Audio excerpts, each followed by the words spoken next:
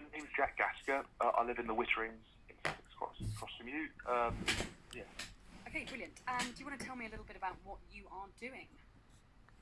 Yes, so on the 20th of June this year, with the lockdown restrictions eased mercifully, I'm planning to canoe around the Isle of Wight to friends in kayaks. I've done it before, 2 years ago, with one of these friends, but we did it in 2 days, so the plan today is to do it in 1 day in faster vessels with better tidal planning as part of our training for a charitable trip. Okay, and what is your charitable trip that you're doing and who are you doing it for? Oh, yes, so the charitable trip is a 700-mile lap of southern Scotland on the 1st of August for a fortnight. I'm doing it for the Fisherman's Mission, which is a charity that looks after fishermen and, of course, their families, and with financial aid helps them as sort of lifeboat service as well if they get caught in storms, helps them with financial planning as well, helps them during difficult times which they're facing now, because my girlfriend's father's a fisherman, he's retired from up there 50 years of fishing. So I thought it was a perfect charity to do it for. I've always been up on the sea. I love the sea, of course. And I thought this is a step up. I've canoed to Land's End from London 2 years ago, past the Isle of Wight.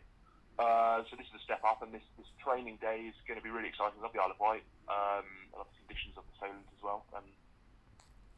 It's longer than the average day that we'll do on the trip. So it's a practice to see if we can do a really long day and see how it goes. Brilliant. And you used to live in Bembridge, did you? I did, yeah. I lived there 10 years ago. I used to teach sailing. I used to be a sailing instructor. So yeah. Okay. And I've also...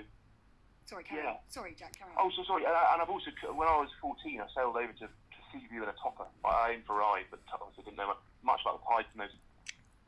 Okay, so that's really good. So you chose the Fisherman's Mission because of the girlfriend's father? That's right, yeah. He's been fishing all his life. He's retired last autumn, so quite quietly. So we thought I thought I'd do something to celebrate him, and obviously not just him, but the fishermen up there and across the UK as well. It's a difficult time for them. It's an uncertain time. They've had a difficult year, like everybody at the moment. So yeah, I thought it was a really good charity to go for. Brilliant, yeah, it's a really good charity. And we love the Isle of Wight. I actually did an 126-mile kayak marathon from Devizes to Westminster about 10 years ago, so I love kayaking as well. Yeah, have you ever done that challenge? That's quite good. No, I really want to. It's always over Easter, but yeah, I'd love to do that one day. It's a big How one. long does it take you? Well, I did it in 24 hours exactly with a friend, so I was double kayak. But but we weren't going flat out 24 hours, so we did stop for 3 nights, I think. So you did sort of 12 hours, so it was over. Yeah. Oh, okay. So that makes a lot more sense. Yes, but you can do the one where you sort of do it all in one evening, overnight in 24 hours or 12 hours or whatever, and that's pretty intense. I mean, the blokes who were doing that, I just thought, it's not easy. So, No. Bloody hell, wow. I know, so cool. So, are you going to have any support crew or anything when you're doing this, or you can do it with your mates, or what? No. You want to go and sort of see us? Oh, sorry, sorry, Jack, you cut out. Just answer that question one more time.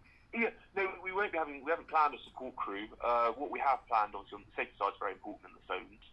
What I have planned is very careful tidal planning. I've been a dinghy instructor for a long time, lived on the sea. I've got my RA day skipper theory and practical. So I've been sort of planning with some tidal planning and navigation planning for sort of the bearing to go on with our compass and the time to leave and depart and which navigational marks will pass at what point and what we should be aiming for. Because I have gone on the Isle of Wight before and got caught at the needles in the tidal gates, which is quite dangerous and frightening. So we don't want that to happen again. So we're going to plan it quite carefully.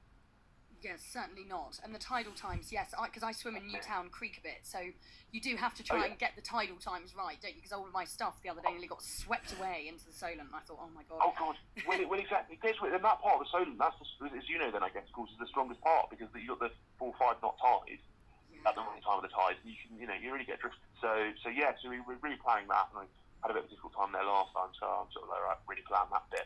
And we'll have a break at Allen Bay just to sort of catch our breath and sort of discuss how we're going to get around those needles because it is difficult.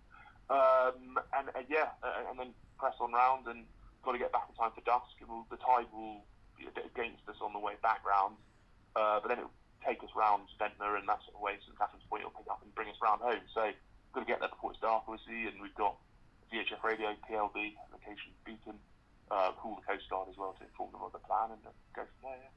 Awesome. And where are you going to be starting from on the island? Well, sadly we won't go. I'm starting from home, so I live in the Witterings, but we'll be going from there and then round the island. So the plan would be to cross, probably hit the island at about just east of Cowes, the most direct route, and then obviously go close to the island all the way around to Bembridge, and then from Bembridge cut back home because we've got the extra bit of distance other side there. So yeah, that's the plan. Awesome. And when are you doing this again? Sorry. So no, not at all. This Saturday, 20th of June, it's actually daylight. But only tomorrow I'm actually canoeing to Seaview and back, and then cycling around the island with a friend. But that's just a sort of a smaller thing. So yeah. Oh, cool. Okay, so are you actually on the island now? No, because you're in. No, I wish I was. No, I'm based in the Witterings, but my friend lives in Seaview, so obviously not allowed to spend the night there officially yet. So I'll go to just go for the day, but do a day trip, the canoe there and back, and then cycle. Yeah. Brilliant, Jack. Well, is there anything else that I want to ask you? What advice would you give to anyone who is thinking of getting in a kayak? Well, I actually love kayaking. I've done it for many years. I've done it for 23 years now, and it's really, really exciting.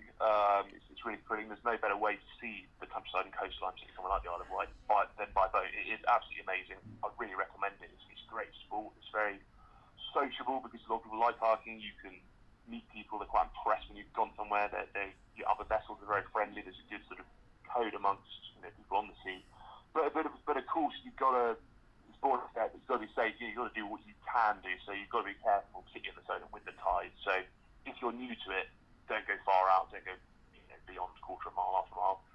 Just you know what you're doing. Play around, get a feeling of different tides. And once you know an area well, then you can get further. And once you know it better, you can make the crossings. But the crossings are quite tricky if you don't know what you're doing.